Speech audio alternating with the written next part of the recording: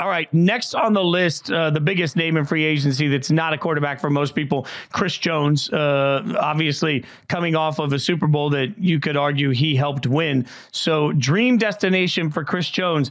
I'll say here, Jori, that in my mind, the dream destination for him is that he stays where he is. I just think what happens in that defense with Spags is incredible. If you're Kansas City, you can lose a lot, but you don't want to lose that piece. Like, it just feels like this is one of those moments where they'd like to see other people for a minute and then they end up back together. Like, Chris Jones with the Chiefs makes too much sense to me. Right. I think it's funny because I know we considered doing a version of this game where it was percentage likelihood that each player was going to stay.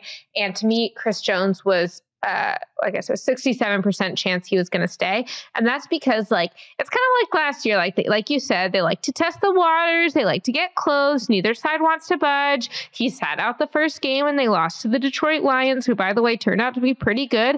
But in the end, they figure it out. And both of them know, like, Chris Jones wants to win a Super Bowl. Your best chance at winning a Super Bowl is with the Kansas City Chiefs. The Kansas City Chiefs want to win a Super Bowl. Your best chance of doing so is with Chris Jones. When you think about, like what you said, there are players that they can lose, but I do not view this as a Tyreek Hill situation where you can afford to let him go. I think you can't afford to let Patrick Mahomes go. You keep Travis Kelce as long as you can, and you keep Chris Jones. And after that, there are players you're probably going to have to lose. You see what you can finesse. By the way, Mahomes is giving them a better deal than most quarterbacks are giving their teams, and a deal with a lot of flexibility that they can maneuver the cap.